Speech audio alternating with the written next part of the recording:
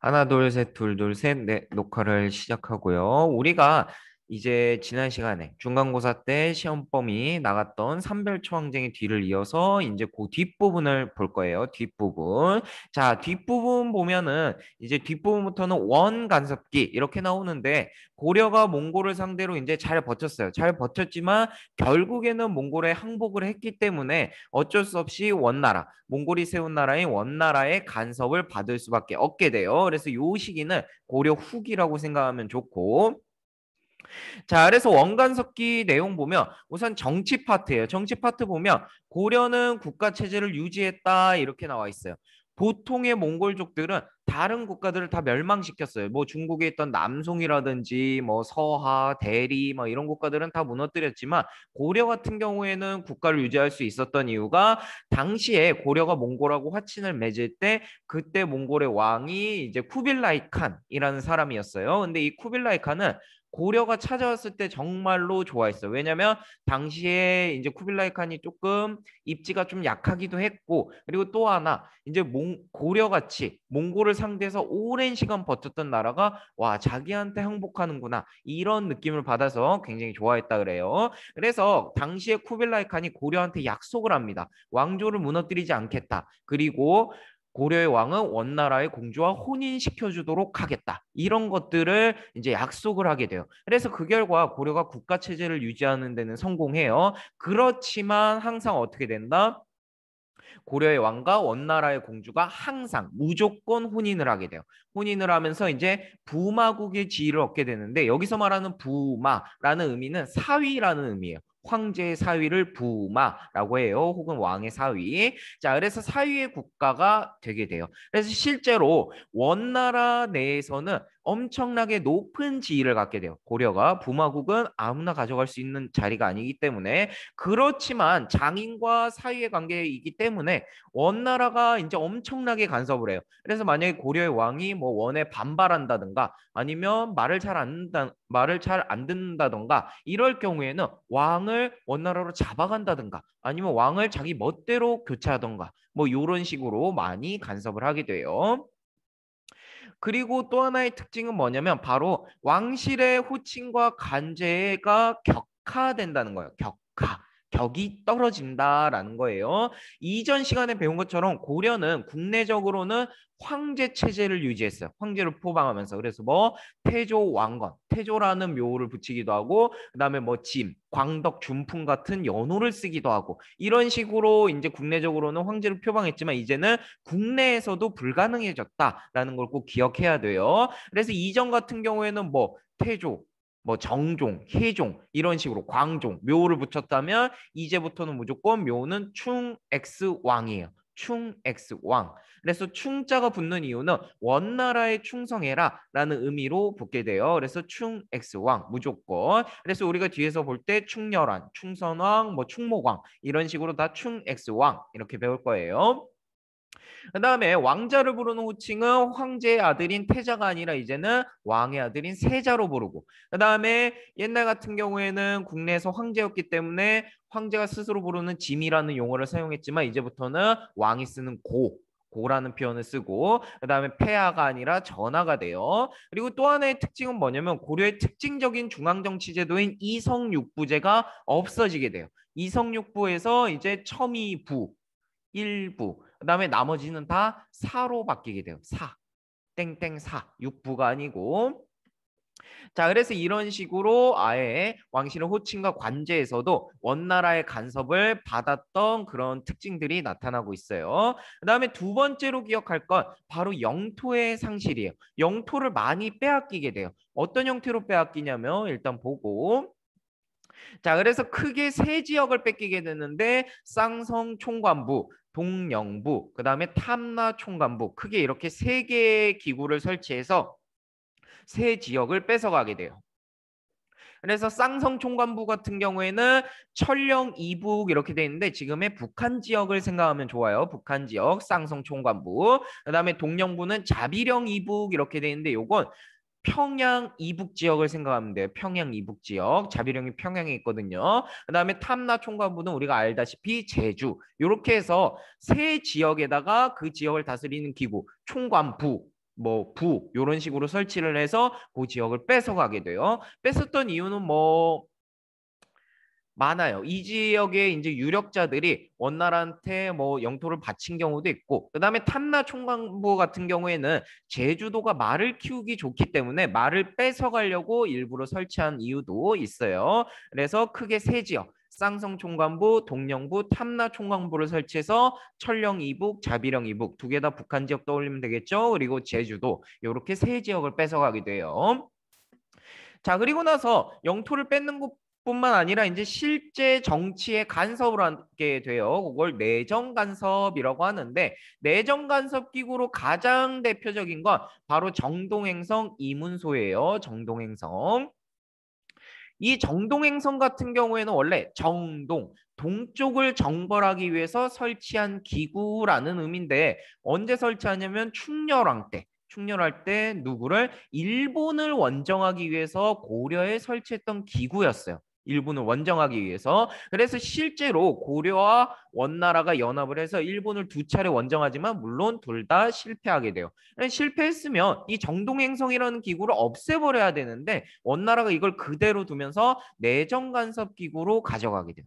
그래서 이 정동행성을 통해서 뭐 고려의 이제 국내 정치에 대해서 굉장히 많은 간섭을 하게 되고, 그다음에 두 번째로 나오는 거 요 다루가치라는 거예요. 다루가치. 다루가치는 뭐냐면 원나라가 이제 정치 간섭하기 위해서 보냈던 감찰관, 감독관을 말해요. 감독관. 그러니까 감시하게끔 보는 게 다루가치예요. 다루가치 같은 경우에는 고려에만 보낸 건 아니고 주변에 이제 다른 정복 지역에도 많이 파견을 했어요. 다루가치.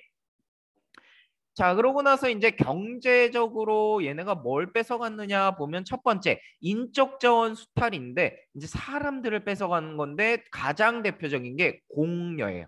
황제에게 바치는 여자라고 해서 공여라는 표현인데 이 공여 같은 경우에는 굉장히 좀 심하나 싶을 정도로 많이 여자들을 뺏어가게 돼요. 고려 여자들을. 자, 근데 이 사람들이 이제 원나라에 가서 적응을 잘 못하는 경우도 많았지만 적응을 굉장히 잘했던 경우가 있어요. 그래서 공여 출신 중에 가장 대표적으로 성공한 사람이 있는데 그 사람이 바로 이제 드라마로도 나왔던 기황후예요. 기황후.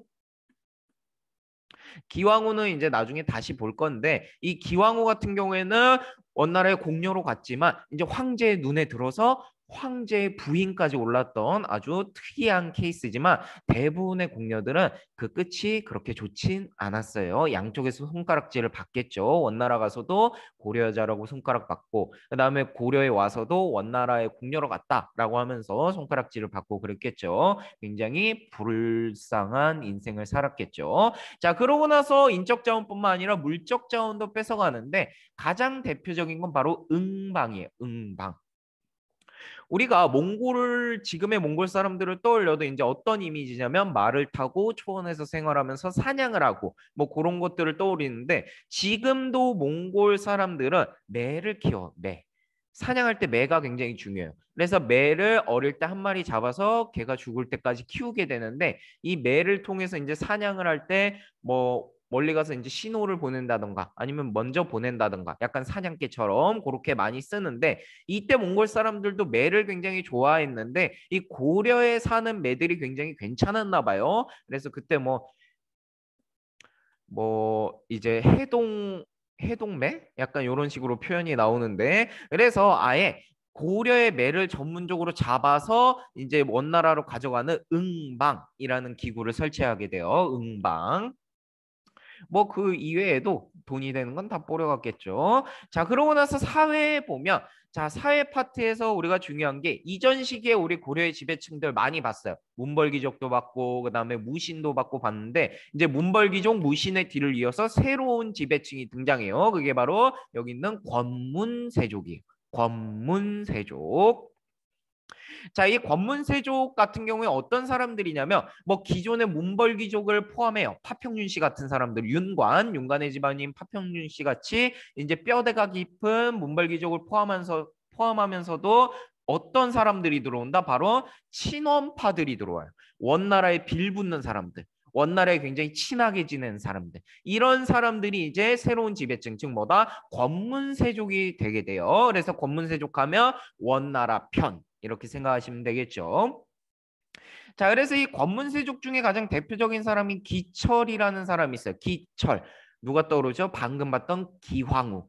기황후의 오라버니, 오빠가 바로 기철이라는 사람이에요. 그래서 이 기철은 기황후가 있을 때 권력이 어마어마했겠죠. 동생이 원나라 황후니까. 자, 그래서 이 기철 같은 사람들이 가장 대표적인 권문세족이었고 그 외에도 출신은 굉장히 다양해요. 통역관 출신의 권문세족도 있었고 그다음에 저 응방 출신의 권문세족도 있었고 이런 식으로. 자, 그래서 이 사람들 특징 보면 첫 번째 뭐를 배경으로 원나라를 배경으로 뭐를 독점한다? 바로 고위관직을 독점해요. 이게 굉장히 큰 특징인데 문벌귀족 같은 경우에는 뭐 고위관직을 독점했지만 주로 혼인을 통해서 권력을 유지했고 무신들 같은 경우에는 무력을 통해서 권력을 유지했다면 이 사람들의 가장 큰 특징은 고위관직을 독점하는 거예요. 뭐 국무총리, 국방부 장관 뭐 이런 식으로 해서 다 자기들이 해먹는 거죠. 자, 그래서 고위관직을 독점하는데 가장 대표적인 게 고려 후기에 중서문화성처럼 엄청나게 이제 중앙에 강한 정치기구가 되는 게 바로 도평의사사예요. 도병마사가 발전한 형태인데 이 도평의사사를 장악을 하게 돼요. 그래서 국내 뭐 정치 문제, 정책 이런 걸 다 여기에 포함되어 있는 권문세족들이 이제 결정을 하게 되는 거죠. 그래서 아예 고위관적으로 독점하면서 정치를 좌지우지하고 그다음에 옆에 보면 토지를 엄청나게 뺏어가요. 그래서 뭐 심지어는 같은 권문세족의 토지를 불법적으로 뺏기도 하고 그다음에 힘없는 사람들의 토지를 엄청나게 뺐는데 그 결과 대농장을 경영하게 돼요. 여기서 말하는 대농장은 어떤 급이냐면 실제로 기록을 보면 이렇게 나와요. 산과 강을 경계로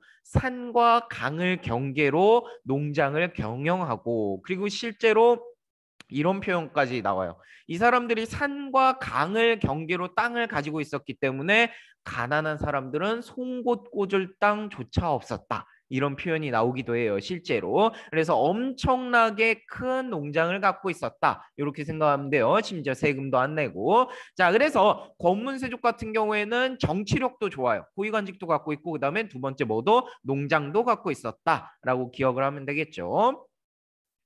자, 그리고 아래 보면 입성책동이라는 게 나오는데 이거 뭐냐면 고려를 몽골의 한계성, 그러니까 한 개의 도로 만들어 주세요라고 하는 쇼인데 요거는 원나라에서도 너무 심하다라고 해서 거절을 했어요. 컷했어요. 컷. 그래서 요건 조금 어려운 내용이니까 그냥 읽어만 보시고. 자, 그다음에 문화 파트에서 우리가 볼 건 바로 요거예요. 고려에서 몽골 문화가 유행해요. 몽골 사람들 요때 변발했거든요. 이렇게 머리 좀 밀고 뒤로 닦는 거. 자, 뭐 변발도 하고 몽골식 복장도 유행하고 그다음에 몽골 음식 뭐 양꼬치 이런 거 그런 게 유행하게 돼요. 그래서 고려에서 몽골 문화가 유행한 걸 몽골풍이라고 해요. 몽골풍. 자, 반면에 몽골에서도 고려 문화가 유행하는데 요걸 고려양이라고 해요. 고려양. 두 개 헷갈리면 안 돼요. 고려에서 몽골 문화가 유행한 걸 몽골풍, 몽골에서 고려 문화가 유행한 걸 고려양. 이렇게 얘기해요. 그래서 요거 잘 기억하시고. 그다음에 요 시기에 이제 성리학이 고려에 들어오게 돼요. 성리학. 그래서 이제 안향이라는 사람을 통해서 이제 성리학이 들어오게 돼요. 고려에. 그리고 요 성리학이 쭉쭉쭉 발전하면서 고려 말에 뭐 정몽주, 정도전 이런 신진사대부들이 나오고 그 사람들이 이성계하고 손을 잡고 세운 게 조선이 되는 거예요. 조선. 그다음에 아래 보면 목화, 문익점 잘 알죠? 문익점이 목화를 들여오고 그다음에 화약, 뭐 최무선 이런 사람들 기억하면 되겠죠? 자, 그리고 나서 옆에 보면 공녀로 차출되는 거. 공녀를 너무 많이 데려갔기 때문에 어떤 풍습? 조혼. 일찍 결혼시키는 풍습이 유행해요. 그래서 이게 이 좋은 풍습이 이제 조선시대까지 이어지는데 그래서 평균 결혼 연령이 뭐 남자 8세, 남자 8살, 반면에 여자는 최소 10세, 14살 이상. 이런 식으로 혼인하는 문화가 이때부터 생기고 이제 쭉 이어지게 돼요. 조선까지. 자, 그래서 원간섭기의 내용 이런 것들 잘 기억하면 되겠죠? 이런 것들 표시해 놓은 거 잘 보시고 자, 그다음에 아래로 보면 고려 말기 정치의 전개예요. 내용이 조금 많은데 잘 보셔야 해요. 자, 고려 말기 정치의 전개인데 자, 먼저 첫 번째는 개혁의 시도예요. 개혁. 아무리 충X왕 원나라에 충성하라고 이름을 붙여놔도 피는 고려 사람이에요. 그러니까 어쩔 수 없이 원나라에 반발해서 원나라에 반해서 이제 개혁을 시도하게 되는데 뭐 대표적인 사람들 여기 있어요. 뭐 충렬, 충선, 충숙, 충해, 충목, 충정 뭐 이렇게 엄청 많은데 안타깝게도 개혁이 완전히 성공한 적은 없어요. 요 시기에는. 자, 그래서 왜 그런가 봅시다. 먼저 충렬왕이에요. 충렬왕. 자, 충렬왕 같은 경우에는 전민변정도감을 재설치했다 이렇게 나오는데 요거는 기억하지 마세요. 왜냐면 뒤에 있는 공민왕하고 많이 헷갈릴 수 있기 때문에 그냥 요거는 그냥 놔두시고 여기 보면 요걸 기억하세요. 영토를 수복하게 돼요. 영토. 아까 원나라가 뺏어간다 그랬죠? 동령부, 탐라총관부, 쌍성총관부 이렇게 뺏어간다 그랬는데 그 이후에 이제 고려 왕들이 끊임없이 다시 돌려달라고 해요. 네, 평화적으로 외교적으로 계속 돌려달라고 했는데 그래서 계속 돌려달라고 한 결과 두 지역 동령부하고 탐라총관부, 자비령 이북하고 제주도를 다시 돌려받게 돼요. 그렇지만 쌍성총관부는 받지 못해요. 왜냐하면 쌍성총관부에는 이제 원나라 편에 고려 사람들이 굉장히 많았고 그다음에 원나라 입장에서도 쌍성총관부가 약간 전략적으로 유리한 지역이기 때문에 여기를 넘겨주진 않아요. 그렇지만 일단 두 개를 가져왔다. 요걸 기억하고 그다음에 충선왕이에요. 선왕. 자, 충선왕 같은 경우에는 첫 번째 와 정말 오래 갔어요. 최후가 설치했던 정방 인사기구죠. 사람들 등용하는 정방을 폐지시키고 그다음에 사림원이라는 개혁기구를 설치해요. 사림원은 뭐 하는 데냐면 조선시대 집현전 떠올리면 돼요. 집현전. 그래서 세종이 이제 똑똑하고 자기한테 도움이 될 사람들을 모았던 게 집현전이라면 사림원 역시 충선왕이 자기한테 도움을 될 수 있는 사람들, 즉 누구 신진 세력들을 등용하기 위해서 만든 게 사림원이에요. 일종의 개혁기구고. 그 다음에 만권당이라는 기구도 설치하는데 요걸 통해서 이제 원나라와 고려 학자들이 서로 교류하면서 고려에 성리학이 들어오게 돼요. 그렇지만 충선왕이 이런 개혁 역시 원나라의 미움을 사서 정방도 뭐 나중에 다시 부활하고 사림원도 없어지고 뭐 이런 식으로 가게 돼요. 그 다음에 뭐 충숙, 충해, 충목, 충정, 숙해, 목정 요때는 뭐 이름도 특이해요. 찰리변이동안, 뭐 편민조례 추변동안 이런 거 너무 어려워요. 다 정치도가. 그래서 결론은 뭐냐면 요 왕들까지 열, 선, 숙, 해, 목, 정 이런 왕들이 열심히 개혁을 시도했지만 사실은 대부분 어떻게 됐다? 실패했다. 물론 영토 수복한 건 제외하고 저거는 제대로 갖고 왔으니까. 자, 그래서 이런 정치개혁 성과가 미비했던 이유는 사실 첫 번째, 권문세족 놈들 때문이에요. 뭐만 개혁하려고 하면 사실 개혁의 대상이 썩어 빠진 권문세족을 대상으로 했기 때문에 개혁만 하면 권문세족들이 원나라한테 바로 편지를 써요. 얘 왕이 이상한 것 같아요. 맛이 갔어요. 자꾸 저를 공격해요. 막 이러면서. 자, 그래서 권문세족의 반발도 컸고, 그다음에 원나라가 그걸 그냥 두지 않았어요. 그래서 이 뭐 충렬한, 충선왕 이때 많이 왕이 바뀌게 돼요. 원나라 간섭해서 너 자꾸 나한테 개길래? 너 왕하기 싫지? 일로 와. 그래서 중국으로 잡아가기도 하고. 자, 그래서 이런 개혁의 시도들, 물론 실패했지만 개혁을 시도했다는 게 중요해요. 왜? 이런 게 경험이 되니까. 그래서 그 결과 나오는 게 바로 누구? 별표를 엄청나게 쳐야 돼요. 공민왕의 개혁이 나타나게 돼요. 이상해요. 위에는 다 충 X 왕인데 왜 공민왕은 다를까? 바로 원나라에 반대하는 자주적인 개혁을 추진했고 그 다음에 명나라로부터 묘를 받았기 때문에 공민왕이 되는 거예요. 공민왕. 이름에서부터 알 수 있어요. 원나라를 벗어났구나라는 걸. 자, 그래서 공민왕의 개혁, 어떻게 개혁을 많이 성공시켰을까? 일단 배경은 뭐냐면 바로 원명교책이에요. 원명교책이.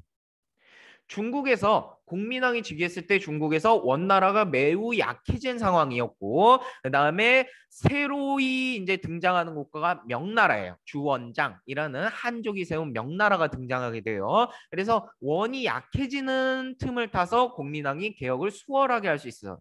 수월하게 할 수 있게 되는 거예요.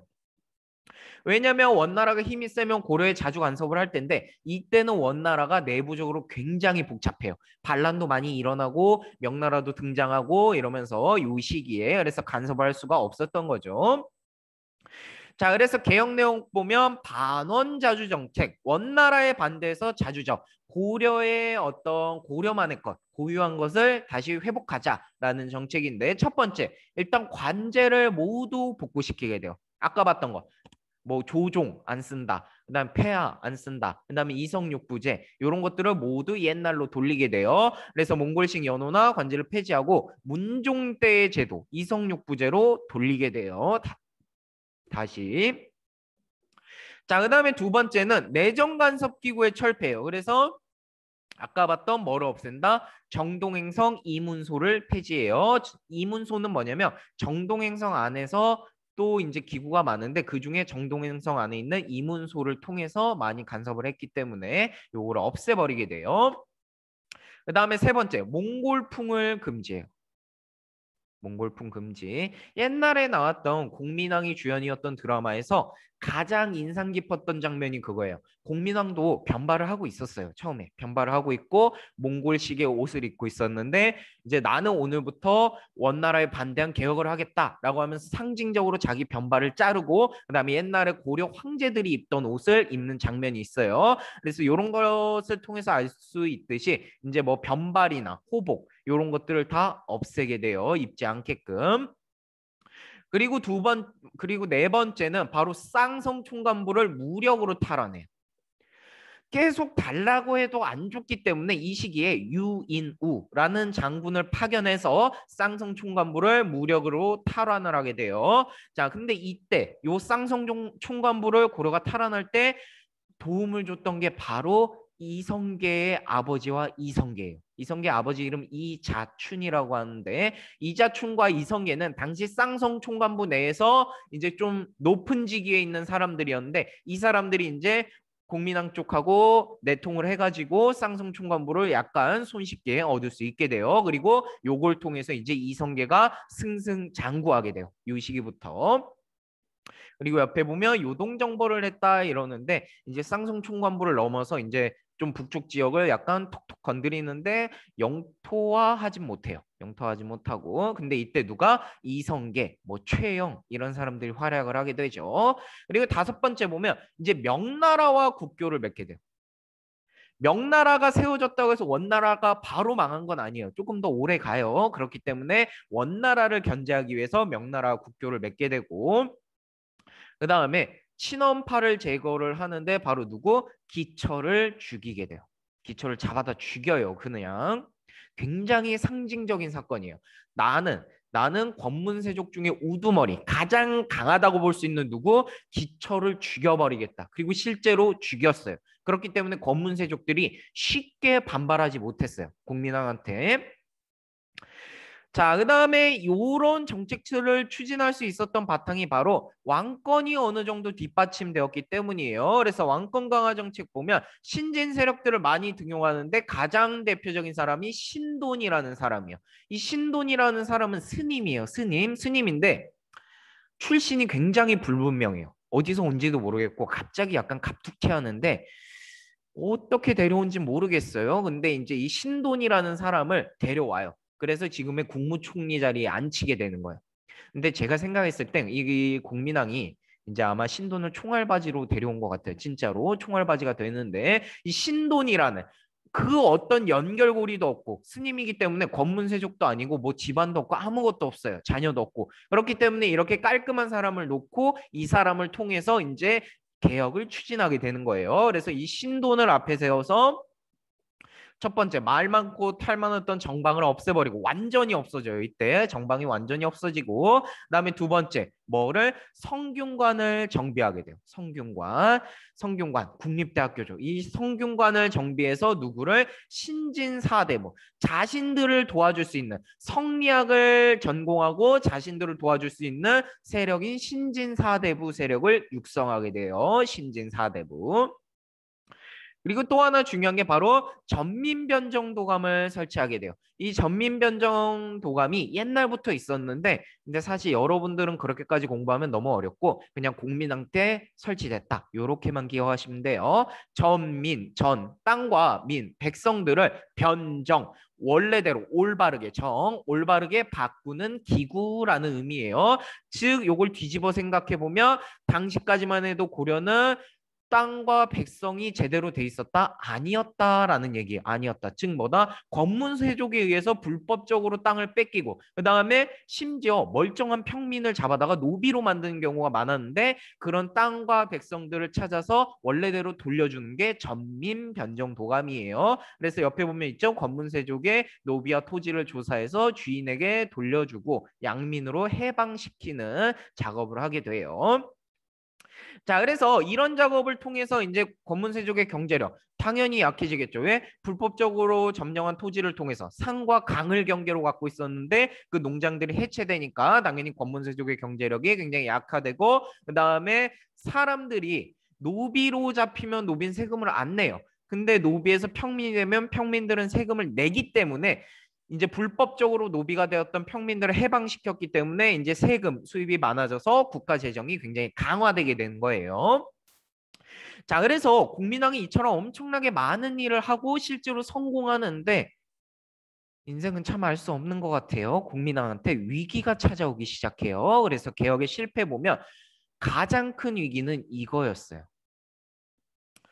공민왕 개인적으로 가장 큰 위기는 바로 공민왕의 부인이었던 노국대장공주의 사망이에요. 노국대장공주는 우리가 앞에서 봤던 것처럼 이제 앞에서 원나라의 공주와 고려왕은 반드시 혼인해야 한다라고 해서 공민왕이 결혼했던 원나라의 공주가 노국대장공주인데 보통의 이전 시기 고려 왕들을 보면 그냥 어거지로 결혼하는 거라서 원나라 공주를 그냥 황후 자리, 중전 자리에 앉히고 고려 출신의 부인들을 첩으로 많이 뒀어요. 근데 공민왕 같은 경우에는 진짜 사랑꾼이에요. 트루러브. 노국대장공주하고 트루러브예요. 진짜 엄청 사랑했던 것 같아요. 그리고 노국대장공주 역시 원나라 공주지만 오히려 원나라에 반대하는 공민왕에 대해서 내조를 엄청 잘해줘요.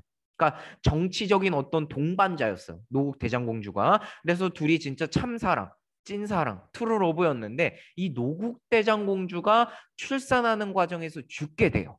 물론 아기도 죽고 그래서 죽게 되면서 공민왕이 그때부터 약간 사람이 이상해지기 시작해요.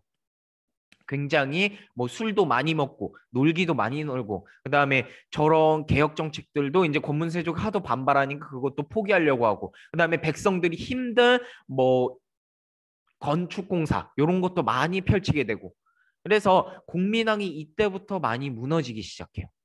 그리고 노국대장공주를 실제로 좋아했던 건 북한에 가보면 공민왕 묘가 있어요. 개성에, 개경에. 그래서 공민왕하고 노국공주 묘가 같이 있는데 그 묘 지하에 굉장히 작은 통로가 하나 있어요. 사람이 지나다닐 수는 없고 엄청나게 작은 이제 굴같이 통로가 돼 있는데 그게 서로의 영혼이 왔다 갔다 할 수 있게끔 그렇게 만든 게 돼 있다고 해요. 그래서 찐사랑, 사랑꾼이었다. 요걸 좀 기억하시고 그다음에 두 번째는 권문세족의 반발이 엄청나게 심해요. 기초를 죽이면서 이제 당차게 나왔지만 그렇지만 권문세족들이 너무 힘이 강했고 가진 게 많았어요. 그래서 권문세족의 반발로 결국 신돈을 죽일 수밖에 없었고 말 그대로 총알받이 된 거예요. 진짜로 신돈을 죽일 수밖에 없고 심지어 공민왕이 살해되게 돼요. 공민왕이 살해돼요. 실제로 누가 사주했는가? 라는 건 알기 어렵지만 공민왕이 집권하던 시기에 이제 권력이 가장 강했던 권문세족 이인임이라는 사람이 아마 뒤에 있었지 않았을까 이런 추측을 하게 돼요. 그래서 내부적으로는 이렇게 실패하게 되고 왜? 추진하던 공민왕이 죽었기 때문에 외부적으로는 원의 압력도 있었지만 이게 제일 커요. 국제정세의 불안이에요. 이때 당시 고려는 엄청나게 많이 침입을 받아요. 남쪽에서는 외구, 외놈들, 일본 놈들 하여튼 도움이 안 돼요. 외구들이 엄청나게 이제 약탈을 하고 심지어 이 시기 외구는 뭐 우리가 생각하는 경상도, 전라도뿐만 아니라 충청도에서도 튀어나오고 함경도에서도 튀어나오고 아주 난리도 아니에요. 그래서 엄청나게 침입을 많이 하고 1년에 막 수백 건, 수십 건씩 그리고 북쪽에서는 홍건적 원나라 때 반란을 일으켰던 도적들이 홍건적인데 얘네가 원나라한테 진압을 당하면서 이제 쭉쭉쭉 밀려서 고려에 침입하게 돼요. 고려에. 근데 이때 정말 위험했어요. 그래서 홍건적이 침입했을 때 국민왕이 피난을 갈 정도로 굉장히 위험했는데 이 과정에서 이런 왜구나 홍건적을 격퇴하는 과정에서 누가 신흥 무인 세력 장군들이 엄청나게 힘이 세지게 돼요. 가장 대표적인 장군 바로 최영, 이성계 둘 다 왜구 홍건적 격퇴의 1인자들이에요. 1인자들. 특히 왜구 같은 경우 최영 같은 경우에는 왜구들이 보기만 해도 와 하얀 머리의 최만호다라고 하면서 굉장히 오줌을 쌀 정도로 굉장히 잘 싸웠다고 전해져요. 이성계 역시 마찬가지고. 자, 그래서 요렇게 국민왕 꼭 잘 기억하셔야 돼요. 국민왕 이렇게 잘 기억하고 그다음에 아래에 보면 신흥무인 세력과 더불어서 고려에 새로 등장하는 게 바로 우리가 앞에서 살짝 맛을 봤던 신진사대부예요. 자, 이 신진사대부 세력 성리학자라고 생각하면 돼요. 성리학 전공자. 라고 생각하면 되는데 이 사람들은 출신이 어땠냐면 대부분 지방 출신이에요. 그러니까 음서보다는 과거로 많이 나왔겠죠. 실제로 과거를 통해서 합격한 사람들이 많았고 지방의 샹리 출신이었기 때문에 누구에 대해서 반감을 갖고 있었다? 권문세족을 절대 안 좋아했을 거예요. 지방 향리 출신이기 때문에. 그리고 두 번째는 방금 말했다시피 과거를 통해서 관직을 진출해요. 언제쯤? 공민왕 때. 그래서 이 사람들이 이제 과거 통해서 합격하고 그다음에 어디에 성균관에 모여서 정책 토론하고 그다음에 권문세족 비판하고 이러면서 쭉쭉쭉 크게 돼요. 자, 그래서 이 사람들이 했던 일은 뭐 권문세족을 비판하고 물론 비판만 해요. 그 이상은 할 수가 없어. 권문세조가 아직 너무 강했기 때문에. 자, 그리고 두 번째는 뭐 성리학도 수용하고 그다음에 성리학의 기본은 뭐예요? 불교를 비판해야겠죠. 불교 제정신이 아니다 이런 식으로 공격하는데 자, 여기서 하나 기억해 둘 건 뭐냐면 불교 폐단 비판 관련해서 우리가 기억할 게 바로 정도전이라는 사람이 쓴 불시잡변이라는 책이에요. 불시잡변. 자, 그래서 이걸 알려주는 이유는 신진 사대부들 중에 이제 많아요. 우리가 잘 알고 있는 뭐 정몽주, 이색, 그다음에 정도전, 권근 막 이런 사람들이 있는데 이색하고 정몽주 같은 경우에는 여전히 불교를 좋아했어요. 왜냐면 싫어할 수 없는 게 고려의 원래 종교는 불교란 말이에요. 그래서 성리학자들은 원래 불교를 배격해요. 불교는 성리학하고 맞지 않는 부분이 많기 때문에 불교를 공격하는데 이 사람들은 성리학자면서도 불교에 발을 담그고 있는 거예요. 그래서 완전한 성리학자들은 아니었는데 정도전 이 불시잡변 불시 부처님 말하는 거예요. 불시잡변 부처님이 하는 잡소리 이런 의미예요. 잡소리라고. 그래서 불교를 엄청나게 비판해요.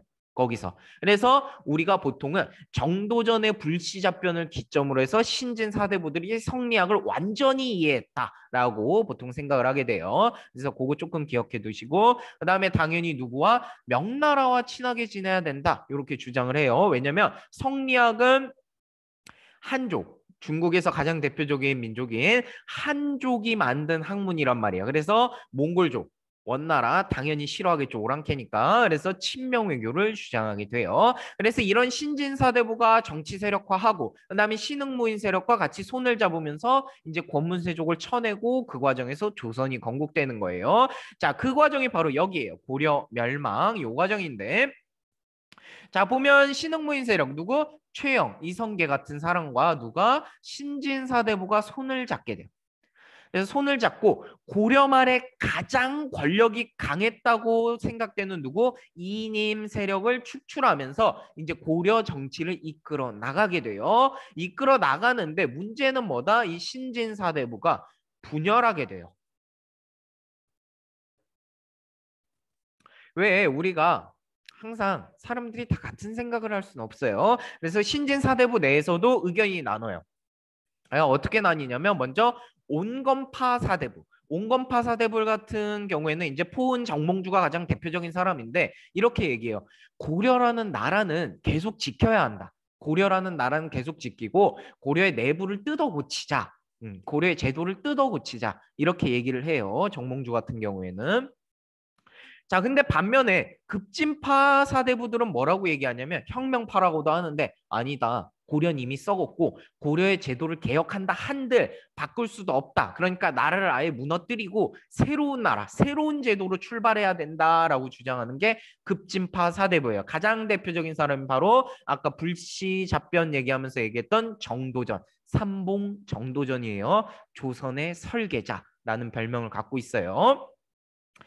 자, 그래서 요 둘이 이렇게 분열된 상태인데 요런 상황에서 이제 몇 가지 사건들이 벌어져요. 어떤 사건들이 벌어지냐면 여기 보면 명나라가 원나라를 몰아내고 나서 쌍성 총관부 지역의 땅을 요구하게 돼요. 천령 이부 기존의 쌍성 총관부 있던 자리에 여기에 땅을 내놔라 이렇게 요구를 하는 거예요. 갑자기 이렇게 요구를 해요. 근데 고려 입장에서는 갱신이 그거 다시 찾아왔는데 어떻게 주겠어요? 못 주겠지. 자, 그래서 요동 정보를 추진하게 돼요. 우왕 때 이제 최영이 총사령관이 돼서 요동 정보를 추진하게 돼요. 물론 요때 진짜 싸웠으면 명나라하고 싸웠으면 나라 망했어요. 이때 명나라는 엄청나게 강할 때예요. 자, 근데 이 요동 정벌이 현실성이 없었기 때문에 반대한 사람이 있었는데 바로 그게 이성계예요. 그래서 이성계가 네 가지 불가한 이유, 네 가지 요동 정벌이 실패할 수밖에 없는 네 가지 이유, 사불가론을 들어요. 뭐 이때 출정할 때가 여름이었거든요. 그래서 여름이라서 뭐 전염병이 퍼질 수 있다. 여름이라서 화살이나 활, 병장기가 다 망가진다. 그리고 뭐 여름이라서 군량 수송에 문제가 있다. 그리고 작은 나라가 큰 나라를 치는 건 옳지 못한 일이다. 뭐 이런 식으로 얘기를 하게 돼요. 조목조목 맞는 얘기예요, 실제로. 자, 그래서 반대했지만 어쩔 수 없이 이성계가 명령을 받고 떠나게 돼요. 요동으로. 자, 근데 요동으로 떠나는데 문제가 생겨. 이성계가 예측했듯이 비가 엄청나게 내리고 그러니까 행군도 못하고 질병으로 죽어나가고 그다음에 곡식도 썩고 그래서 이성계가 굉장히 고민을 하기 시작해요. 돌아가야 된다. 라고 해서 실제로 우리 다시 돌아가겠습니다. 회군하겠습니다. 이렇게 얘기해요. 압록강에서 넘기 직전에. 자, 그렇지만 최영이 계속 반대하자 이성계가 어쩔 수 없이 군대를 돌려서 최영을 제거하게 돼요. 요걸 뭐라고 한다? 위화도 회군이라 그래요. 위화도에서 개경으로 군대를 돌렸다. 위화도 회군이라 그래요. 그래서 이 위화도 회군을 기점으로 이성계가 최영을 제거하고 완전히 정권을 장악하게 돼요. 정권을 장악. 아직 왕이 된 건 아니고. 자, 그래서 이성계는 정도전 같은 사람들과 함께 손을 잡고 이제 개혁을 하게 되는데 일단 당시에 신진사대부가 권문세족을 누르려면 경제력이 필요했기 때문에 과전법, 조선의 가장 대표적인 토지 제도예요. 현직 관리, 전직 관리들에게 토지를 나눠주는 거 과전법을 실시하게 돼요. 언제? 1391년에. 그래서 새롭게 이제 정치를 주도할 신진 사대부들의 경제적 기반을 과전법으로 마련을 해주고 그래서 옆에 보면 있죠. 경기 지역, 지금은 경기 지역 전현직. 자, 그래서 과전법을 통해서 경제력을 만들어주고 그 다음에 어떤 사건이 벌어지냐면 사실 이 과전법을 둘러싸고 말이 많았어요. 왜냐면 기존의 뭐 관리든 권문세족이든 문벌귀족이든 걔네가 가지고 있던 땅을 모두 몰수해서 국가가 다시 나눠주는 형태였기 때문에 그 신진 사대부들 중에서도 권문세족이 굉장히 많았어요. 이색 같은 사람, 정몽주와 정도전의 스승이었던 이색은 권문세족이에요. 출신이. 땅도 굉장히 많았고 불교도 굉장히 좋아했고. 그리고 정몽주 같은 경우에도 뭐 땅이 많고 그랬던 건 아니지만 온건파였기 때문에 이 과전법에 엄청 반대를 했단 말이에요. 근데 이 과전법을 밀어붙이고 그다음에 이 온건파가 계속 반대를 하니까 이 온건파의 대표라고 할 수 있는 누구? 정몽주를 죽여버리게 돼요. 누가? 후에 태종이 되는 이방원이 정몽주를 죽여버리게 돼요. 물론 이성계가 시킨 게 아니에요. 이방원 혼자서 죽여버리게 돼요. 이때 이성계는 아팠어요. 아팠는데 이제 이방원이 이러다가 우리 온건파한테 밀리겠다 해서 정몽주를 척살하게 돼요. 자, 그러고 나서 이제 공양왕 고려의 마지막 왕이에요. 이성계가 세워놓은 허수아비 같은 왕인데 공양왕으로부터 이성계가 양위를 받아서 1392년에 조선을 건국하게 돼요. 국호는 조선이었고 수도는 한양. 자, 그래서 내용이 좀 많아요. 오늘 많았어요. 요렇게 여기서 원간석기부터 요 내용들 그다음에 개혁의 시도 그렇게 중요한 건 없었고 국민왕 엄청 중요하고 신진사대부 잘 기억하시고 그다음에 고려의 멸망 과정 조금 복잡하지만 간단하게 정리하면 신진사대부와 신흥무인 세력이 언제쯤 공민왕 때쯤 이제 힘을 키웠고 걔네가 연합을 했는데 그 가운데서도 어떤 사대부 급진파 사대부와 이성계가 손을 잡고 조선을 건국했다. 이렇게 알고 계시면 되겠죠. 자, 그래서 내용 많지만 꼭 천천히 돌려서 다시 몇 번 더 보더라도 요 파트는 꼭 기억을 하셔야 돼요. 여기 시험 잘 나오니까. 자, 그래서 오늘은 여기까지입니다. 끝.